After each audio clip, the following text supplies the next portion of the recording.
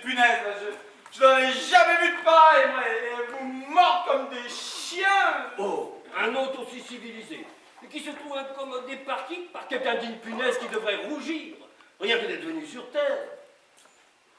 C'est même assez sombre dans cette chambre. Ah, bien sûr, il fait tout noir. Le patron, il a pris l'habitude de nous refuser les bougies. Si par exemple on a envie de faire quelque chose, je sais pas, moi, de lire un peu, ou bien si la fantaisie nous vient de vouloir composer quelque chose, eh bien je ne peux pas. Il fait tout noir. Oserais-je demander à monsieur... Quoi donc? Non, mais non, je suis indigne. Mais de quoi donc? Non, je suis indigne. Ah, mais de quoi donc?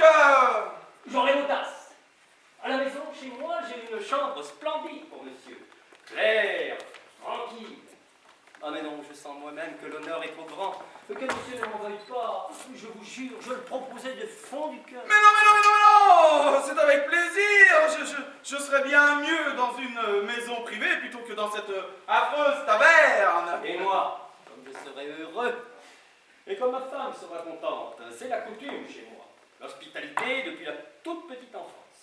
Surtout quand l'hôte est d'une telle civilité. Que monsieur ne croit pas que je parle par flatterie. Non, ce vice m'est inconnu. Ah, mais c'est toute mon âme. Je vous remercie. Parle par ma bouche. Infiniment. J'aime votre cordialité et votre sincérité. Et moi-même, je ne demanderais rien qu'une chose. C'est qu'on me montre dévouement et respect. Respect et dévouement. Aussi, va payer l'addition. Laquelle Que monsieur ne s'inquiète pas, elles seront payées. Monsieur souhaitera-t-il à présent visiter quelques établissements de notre ville, comme les œuvres de charité ou d'autres? Et qu'y a-t-il à voir dedans? Rien, comme ça. Dans le cours de nos affaires, nos us et nos coutumes. Eh bien, avec grand plaisir, je suis prêt. De même, si monsieur le désire. De là, nous pourrions visiter le collège de notre district, inspecter l'ordre qui régit chez nous l'enseignement des sciences. Mais je vous en prie, je vous en prie. Et ensuite, si monsieur désire visiter la forteresse et les prisons de notre ville, monsieur verra comment nous maintenons les criminels. À quoi bon les prisons? Visitons plutôt les œuvres de charité. Comme monsieur désire. Et bien maintenant, il n'y a plus de place pour vous. Ce n'est pas grave, je ferai tendre pour le cabriolet. Je serai tout seul. Nous allons prendre un cabriolet. Oui, c'est ça. Le mieux, c'est que je prenne votre cabriolet. Bien. Allons-y.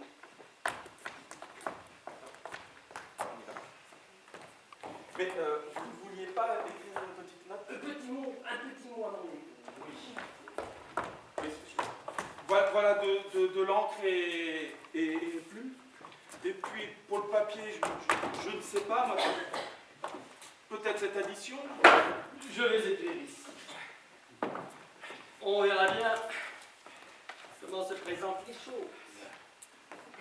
Après un petit repas et une bonne bouteille de fine. On a un madère chez nous, ça ne nous a l'air de rien. Ça vous renverse un éléphant. Pour seulement qu'on puisse savoir ce qu'il est vraiment et jusqu'à quel point je dois le craindre.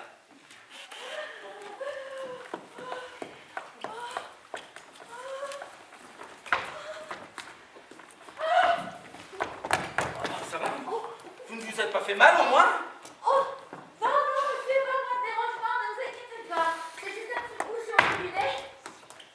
Je couche au cabinet Lipovitch, je donne un emplâtre comme ça et ça passe. Bon, ce n'est rien.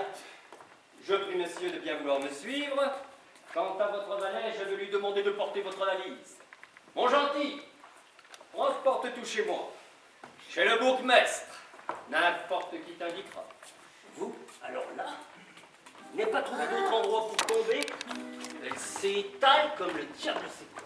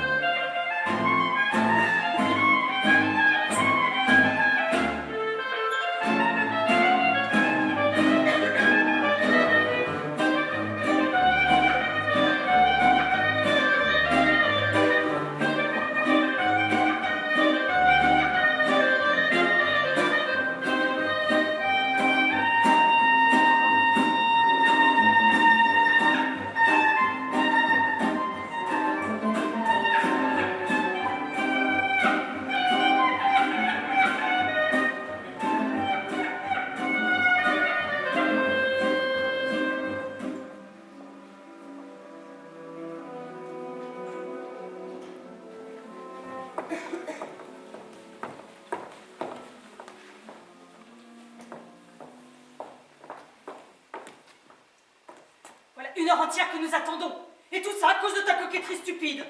Elle était toute habillée. Non, il a encore fallu qu'elle farfouille. J'aurais mieux fait de te l'interdire. Mais je vous Ah, jure. King, comme par hasard, pas un qui vive. Comme si tout était mort. Maman, dans une minute ou deux, nous saurons tout. Natacha doit revenir tout de suite. Ah, maman, il y a quelqu'un qui arrive là au bout de la rue. Où ça, il arrive? Toujours avec tes fantaisies, toi. Oui, bon, il arrive. Qui est-ce donc qui arrive? La petite bonne femme. Mais qui est-ce donc? Oh, mais quelle guigne. Qui donc ça pourrait être? C'est Petrouchka Dobchinski, maman. Petrouchka Dobchinski. Tu vas t'imaginer de ces choses? Et vous? Arrivez ici, vite. Je vous jure, maman, c'est Petrouchka Dobchinski. Voilà, exprès juste pour me contredire. Quand on te dit que ce n'est pas Petrouchka Dobchinski. Et là, maman, vous voyez bien que c'est Petrouchka Dobchinski. Oh, mais c'est Petrouchka Dobchinski. Maintenant, je la vois. Bon, comme dit tout le contraire. Vite, vite. Oh, vous courez lentement. Et alors, où sont-ils? Mais parlez d'où vous êtes, sur oreille. Quoi? Très flippé? Oh, et mon mari. Oh, qu'elle est bête, elle ne dira rien avant d'être entrée dans la salle. Oh non, mais dites-moi, s'il vous plaît, vous n'avez pas honte? Je ne pouvais compter que sur vous. Ils sont tous partis en courant, et vous dites rien? Et moi, du coup, jusqu'à maintenant, je n'arrive pas à m'y retrouver. Vous n'avez pas honte? Je suis votre cousine. Et vous regardez ce que vous me faites? Oh, je vous jure, ma cousine, que j'ai tellement couru pour vous témoigner mes hommages, que je n'arrive pas à reprendre mon souffle. Oh, mes hommages, Marie Antonovna. Bonjour, Petrouchka Ivanovitch. Bon, racontez. Quoi qu'est-ce là-bas? Anton Antonovitch vous envoie ce petit billet. Mais lui, qui est-il donc? Un général? Oh non, pas un général. Mais pour rien au monde, il ne céderait à un général. Une telle éducation est dans le port. Cette gravité. Oh, c'est donc celui-là même à propos duquel mon mari a reçu une lettre? C'est le vrai. C'est moi qui la première l'ai découvert avec Petrouchka Ivanovitch. Bon, venez, que bien raconter. Quoi? Et qu'est-ce? Eh bien, il est surpris. Les choses se présentent bien. Au début, il avait reçu Anton Antonovitch avec un peu de rudesse, oui, n'est-ce pas? Il disait que rien n'allait à l'hôtel, qu'il ne voulait pas laisser lui, qu'il ne voulait surtout pas aller en prison à cause de lui. Après, quand il a su l'innocence d'Anton Antonovitch et qu'ils ont eu les conversations, il a tout de suite changé sa façon de voir. Et les choses se présentent sous les auspices les plus riants. Actuellement, ils sont en train d'inspecter les œuvres de charité. Sinon, nous l'avouons, Anton Antonovitch se demandait déjà s'il n'y avait pas eu quelques dénonciations secrètes. Oh, moi aussi, j'ai eu des sueurs froides. Mais vous, de quoi vous auriez peur? Vous n'êtes pas fonctionnaire. Ah, mais vous savez, quand un grand de ce monde ouvre la bouche, on se met à trembler. Mais ceux-ci sont détectives. Mais lui alors, comment est-il lui-même? Il est vieux ou il est jeune? Il est jeune, tout jeune, environ 23 ans. Mais il parle tout à fait comme un patriarche. Il disait, de mon rendre et là. C'était si bien tourné. Il disait, ah, moi j'aime bien lire, j'aime bien écrire. Mais c'est que la tombe est un peu sombre. Et ses yeux, comment sont-ils?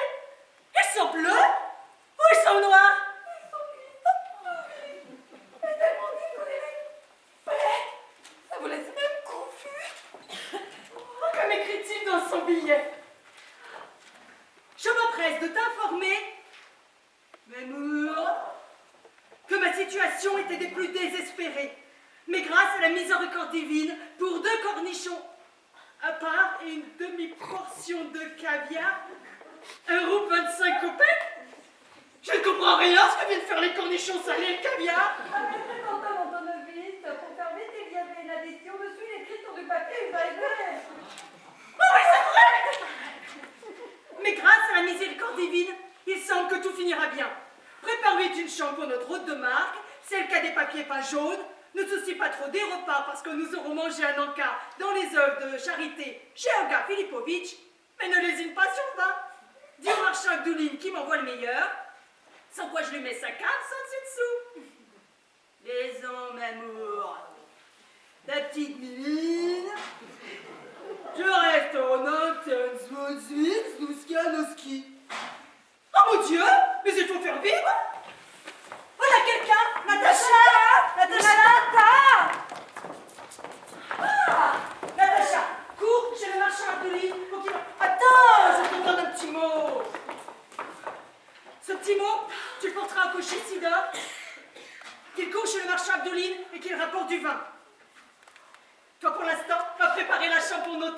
installer une cuvette, un lit, ce qu'il faut. Moi, aidez-moi de convaincre comment elle fait ma déshabilité, hein? Allez, allez, je ne vous retiens pas. Maintenant, ma petite Macha, faut nous occuper de nos toilettes. C'est un lion de la capitale. Et on nous préserve qu'il aille se moquer de quelque chose.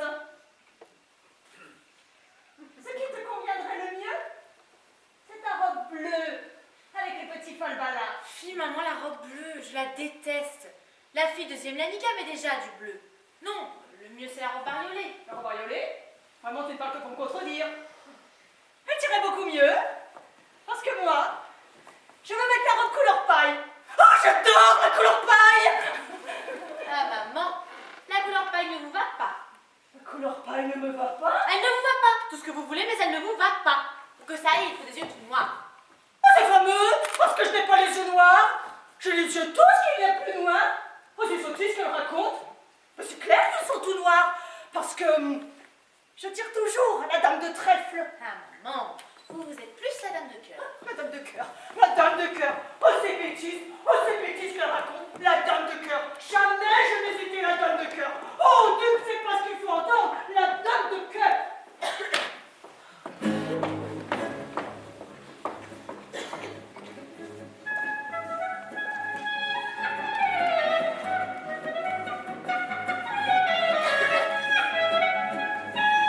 C'est par où? Oh, attends, j'écoute un peu, hein. Oh, tous les fardeaux sont lourds quand on a le ventre vide. Dites-moi, monsieur, il arrive le général? Le général? Mais quel général? À votre maître, quoi. Bah, mon maître, mais pas général. Il est pas général. Ah, si, il est général, mais un général à l'envers. Et quoi, c'est plus ou c'est moins qu'un vrai général? Plus. Oula! C'est pour ça tout sera fait chez nous. Eh, dis donc, ma fille, je vois que tu as la tête sur les épaules. Va donc me préparer quelque chose à manger. Bah, pour vous, mon bon monsieur, il n'y a encore rien de prêt. Mais dès que votre maître y passera à table, vous serez servi pareil. Vous, les plats comme tout le monde, vous ne les mangerez pas. Ah, mais c'est quoi chez vous les plats comme tout le monde? Les choux, la bouillie, les tartes fourrées. Rapporte les choux, la bouillie, les tartes fourrées. Tant pis, on mangera de tout. Bon, portons cette valise. Il y a une autre sortie par là-bas? Oui, monsieur.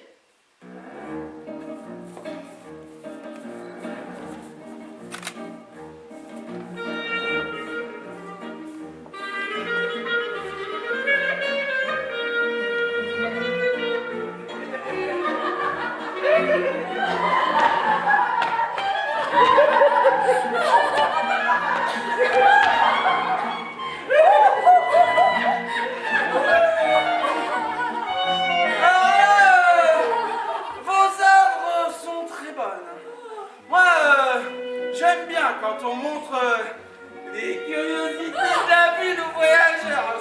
Parce que dans les autres villes, moi, on m'a jamais rien montré. Hein. Dans les autres villes, oserais-je en informer monsieur, les premiers fonctionnaires et autres fonctionnaires ne soucient plus de leur profit.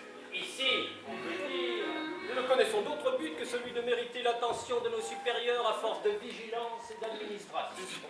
Ah mais le repas aussi était très bon. Je m'en suis mis jusque-là. Et c'est comme ça tous les jours chez vous. C'est tout exprès pour la visite à un autre au cinéma. Moi, je vous avoue, j'adore la bonne cuisine. C'est bien pour ça qu'on vit. Non, c'est pour cueillir les fleurs du plaisir. Et comment il s'appelait ce poisson? Merluchon. Ah! Oh, exquis ce merluchon. Mais où est-ce que nous avons déjeuné? Dans un hôpital, si je ne m'abuse. Monsieur a raison, dans une œuvre de charité. Ah oui, je me souviens. Il y avait des rangées de livres. Mais les malades, ils étaient tous guéris. Je crois bien qu'ils n'étaient pas très beaucoup quand même. Oh, il en reste une dizaine, pas plus. C'est comme ça chez nous, l'ordre établi. Cela peut paraître incroyable, mais depuis que j'ai pris la direction de cet établissement, Les malades guérissent tous comme des mouches. Il a à peine le temps d'entrer à l'infirmerie qu'il est déjà guéri. Et moins par l'action des médicaments que par celle de l'ordre et de l'honnêteté. Quel vrai casse-tête! Oserais-je vous en faire part que le devoir de premier magistrat d'une cité? Les charges qui nous pèsent dessus, rapport à la simple propreté, la réparation, la remise en état. Bref, l'homme le plus intelligent trouverait de l'embarras. Ici, Dieu en soit remercié, les choses se passent bien. Un autre bourgmestre, bien sûr, se soucierait de son profit. Mais monsieur me croira-t-il? Même quand je me mets au lit, je n'arrête pas de penser. Notre père, qui est aussi, comment pourrais-je m'arranger pour que l'autorité la prenne dans les mains et soit contente? Quelle récompense ou non? Bien sûr, à l'unique juge. Du moins serais-je tranquille au fond du cœur. Et quand en ville, l'ordre règne partout. Les rues sont balayées, les détenus bien conditionnés, les ivrognes en voie d'extinction. Que me faut-il de plus? Ah non, non, je ne veux même aucun honneur. Bien sûr, la chose est séduisante, c'est quoi? Tout n'est que cendre et vanité auprès de la vertu. Le gredin, comme il la pousse, la chansonnette, un vrai don de Dieu. Ah ouais, moi je vous avoue, j'aime bien aussi de temps en temps faire des méditations.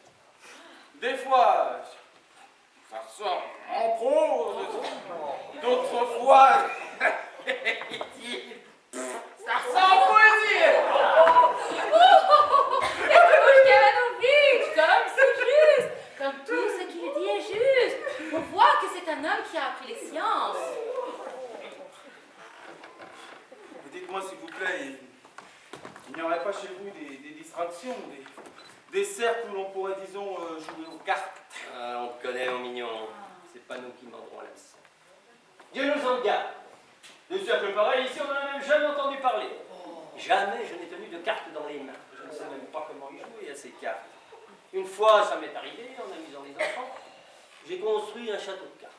Et après ça, ces maudites cartes, j'en ai rêvé toute la nuit. Qu'elles aillent au diable. Est-il possible de tuer pour elle un temps si précieux?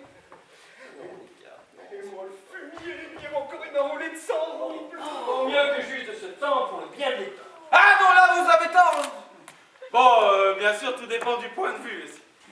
Si par exemple vous dites je passe, au moment de tripler la mise. Non, bon, là bien sûr c'est autre chose. Non, vous avez beau dire, il est très séduisant de savoir jouer aux cartes. Oserais-je présenter ma maisonnée?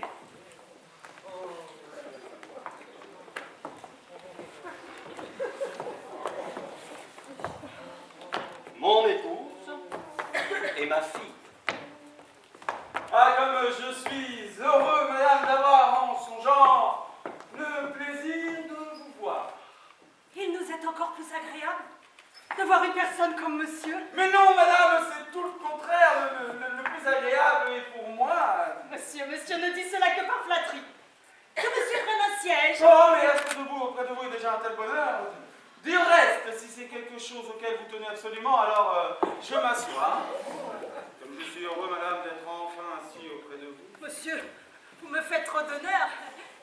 Je pense qu'après la capitale, la transportation a dû paraître bien désagréable. Ah, c'est plus désagréable. Habitué, you know what I mean, à la vie du grand monde.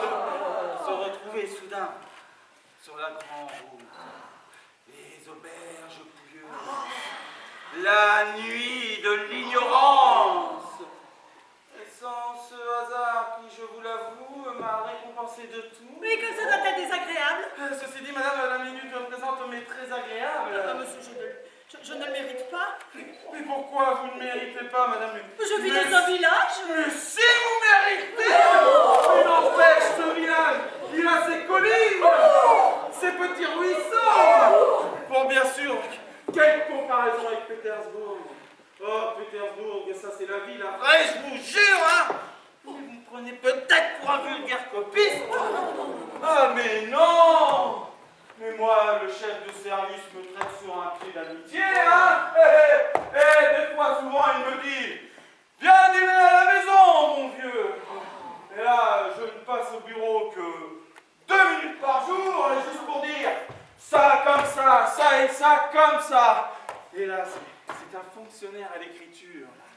Un genre de petit rat, là, toujours avec sa plume, la gratte qui se met à écrire. On voulait même me faire assesseur de collège. Mais je me suis dit, à quoi bon, je voulais refuser. Mais moi, même le portier, hein, il me court après jusque dans l'escalier avec sa brosse. Permettez-moi, Ivan Alexandrovitch, que je vous nettoie les choses. Et pourquoi vous restez debout, mes amis? Mais je vous en prie, asseyez-vous. Touchette des grades, on peut rester debout. Oh, mais oublions les échelles, hein. Moi, je n'aime pas les flonflons.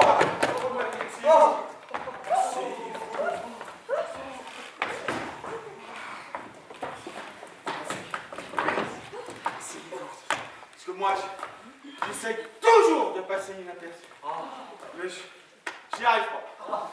Ah non, alors ça, j'y arrive pas du tout. À peine ai-je mis un pied dehors que tout de suite j'entends. Regardez, c'est Ivan Alexandrovitch. Mais une fois. On m'a pris pour le commandant en chef. Allez, les soldats ont jailli de la caserne là pour me présenter les armes. Il y avait un officier dont je suis assez proche qui m'a dit, ben mon vieux, on t'avait vraiment pris pour le commandant en chef. Oui, mais je connais aussi toutes sortes d'actrices. Oui, parce que je comporte toutes sortes de vaudevilles. Avec les littérateurs, je suis sur un pied d'amitié. Avec Pouchkine. Pouchkine. Des fois, souvent, je lui dis, ça va mon vieux Pouchkine. Ça va mon vieux, il me fait.